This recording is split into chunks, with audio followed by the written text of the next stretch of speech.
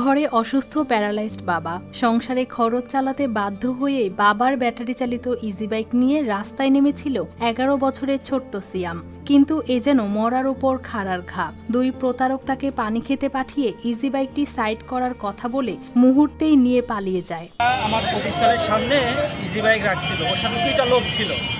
তো দুইটা লোক ওর কাছ থেকে চাবিটা নিয়ে ওর পানি খাওয়ানোর একটা নাম করে নিয়ে চলে যায়, যে একজন ইজি বাইক নিয়ে চলে যায়।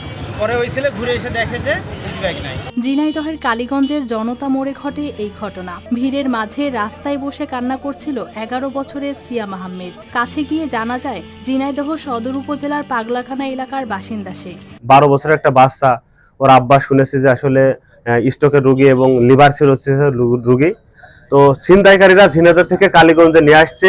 প্রতিমধ্যে ওকে অনেক কিছু খাওয়ানোর চেষ্টা করেছে, কিন্তু পারেনি। কালীগঞ্জে এখানে এনে পানি খাওয়ানোর নাম করে প্রতারক চক্ররা ইজি বাইকটা এখান থেকে নিয়ে চলে গেছে। সিয়াম জানায় দুই যাত্রী তার ইজি বাইকে ওঠে। কিছু দূর যাওয়ার পর তারা তাকে পানি আনতে পাঠায়। পরে একজন ইজি বাইকটি পাশে রাখার কথা বলে সেটি নিয়ে পালিয়ে যায়। ফিরে এসে নিজের চোখের সামনে ইজি বাইক না দেখে কান্নায় ভেঙে পড়ে সিয়াম।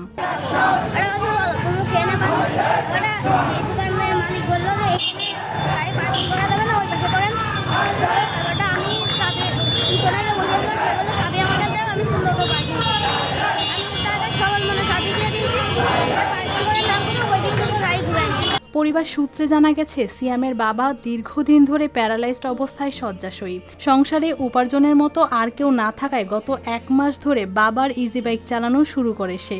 প্রতিদিন যা আয় হতো তা দিয়েই চলতো সংসার আর বাবার চিকিৎসা। বাচ্চাটার বাসা হলো ঝিনাইদহ, এর একটা ছোট ভাই আছে। এই হলো অবস্থা, এই হলো এর সংসারের এখন একজন উপার্জনক্ষম ব্যক্তি এখন সে নিজে। ইজি বাইক হারিয়ে এখন দিশেহারা পুরো পরিবার। শিশুটির কান্না দেখে এগিয়ে আসেন স্থানীয় অনেকেই। কেউ আর্থিক সহায়তা করেছেন, আবার কেউ চেয়েছেন প্রশাসনের সহযোগিতা। তার বাবা লিভার সিরোসিস রোগে আক্রান্ত ছিল, এই জন্য তার বাবা মা তাকে ইজি বাইক চালাতে রাস্তায় পাঠিয়েছিল। কিন্তু ভাগ্যের করুণ পরিণতি, তার ইজি বাইককে ছিনতাই করে নিয়ে যাওয়ার পরে সে কালকে কালীগঞ্জের ঠিক এই জায়গায় দাঁড়িয়ে কান্নাকাটি করে।